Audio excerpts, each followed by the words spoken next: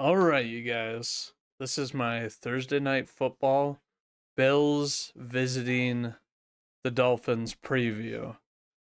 Now, looking at both these teams, division rivals, AFC, Hard Rock Stadium down in Florida. I think that this is going to be a fun game. And it's always fun with these two teams. Buffalo being the team that ultimately has been kind of, I would say, owning the Dolphins. Beat them in every single game they played last year, 2-0.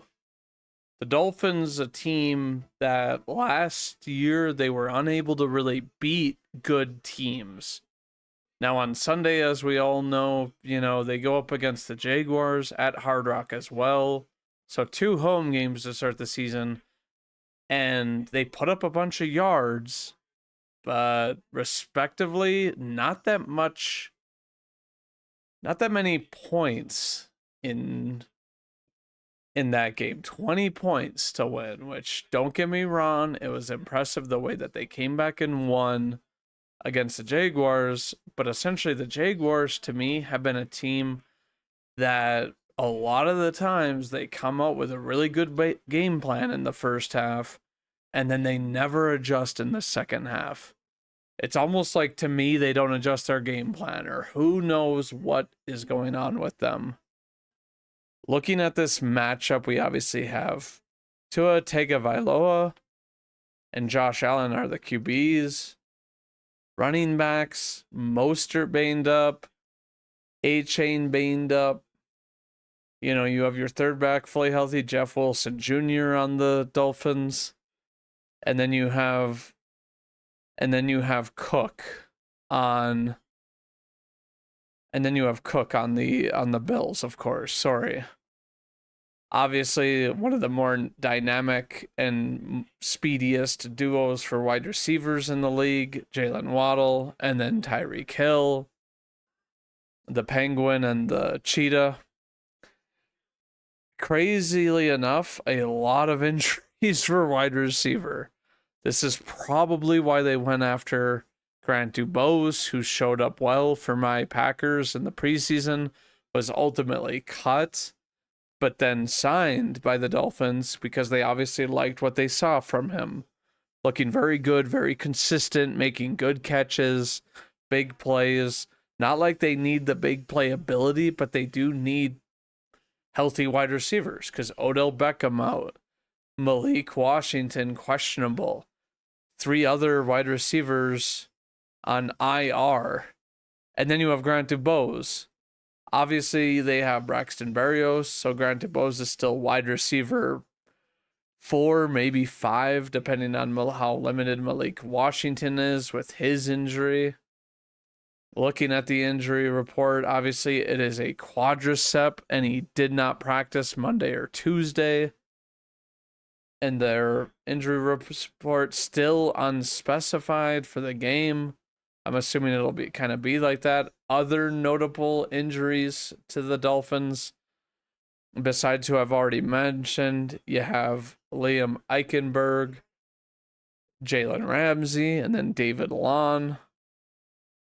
Otherwise, Jalen Ramsey limited, David Long full participation. It is a finger injury. If it's really that serious, I'm sure they'll put like a club or they'll tape up his finger. Liam Eichenberg, he's a tackle with a shoulder injury, not good. Obviously, you need to be able to raise your arms, and if your shoulder is bugging you, that's going to be a real issue, and you're not going to be able to block very well. So, he's obviously, questionable, with Lester Cotton being the backup. And the rest of the O-line for the Dolphins are really going to have their workout cut out from. Obviously, Gregory Rousseau having a really big game Sunday and getting 3 sacks, leads the league in sacks alongside, I forget his name, the Saints cornerback with 3 sacks as well, but that's not the point. 3 sacks in a game is a monster game, and Gregory Rousseau essentially was drafted, who was a raw talent when he came into the league, and is now hopefully developing into that dominant pass rusher, because that is something that the Bills have lacked, and it's why they went out and signed Von Miller, who, crazily enough, is not starting. AJ Espinoza is starting over Von Miller. And then, like I said, Greg Rousseau. And then you obviously can't forget about Ed Oliver, who has been very consistent, but isn't there because of his pass rush ability. He is there because of his overall ability to play well on all phases. Looking at the rest of this team, you obviously have Matt Milano again on IR, which is a bad blow for the Bills, but they have managed without him because they have a very good defensive scheme. Looking at these cornerbacks, it is a huge blow that Teron Johnson, their slot corner, is out, which means that they will be starting young Cam Lewis.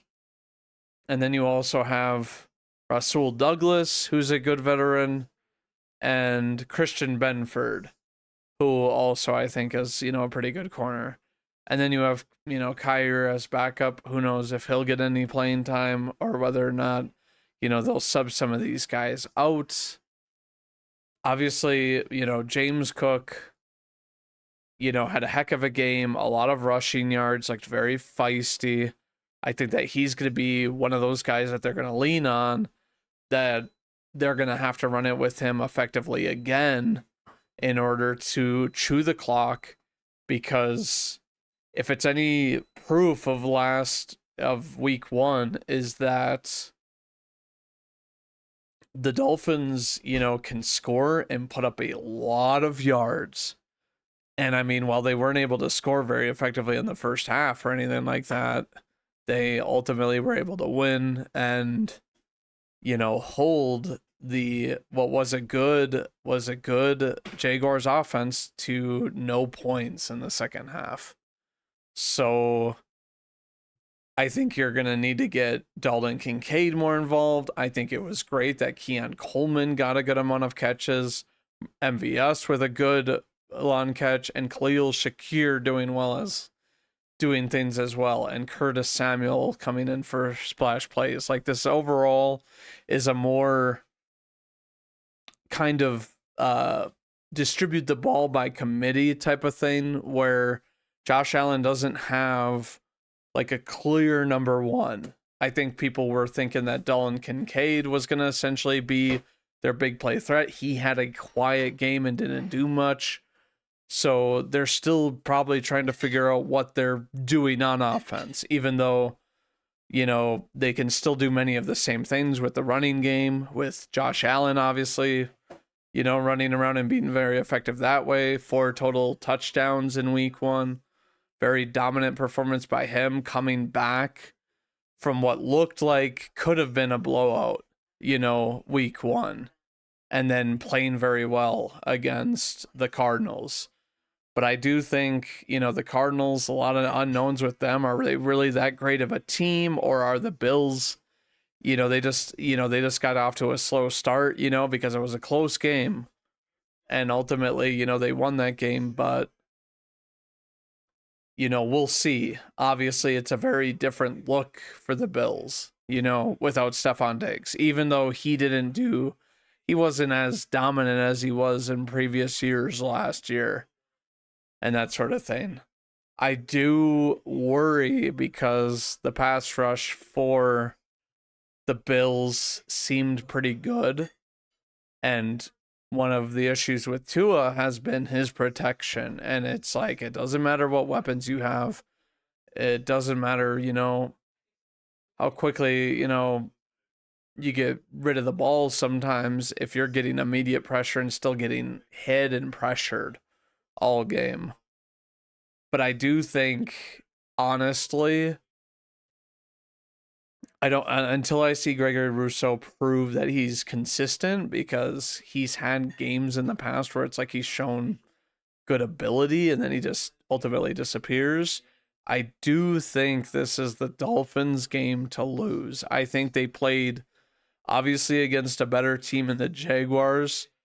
until we see whether the Cardinals are legit or if it was just, week one sort of, fluke, and it's like, it's hard to tell, obviously, until you see a team over numerous games and that sort of thing. But the Bills, I mean, the one advantage they do have, I think, is that, you don't have, A-Chain and Mostert are both kind of banged up. So the run game may not be as good, despite obviously you having a really good run defense and overall defense on the Bills. I am going to take, like I said, the Dolphins, and I am going to predict that they win.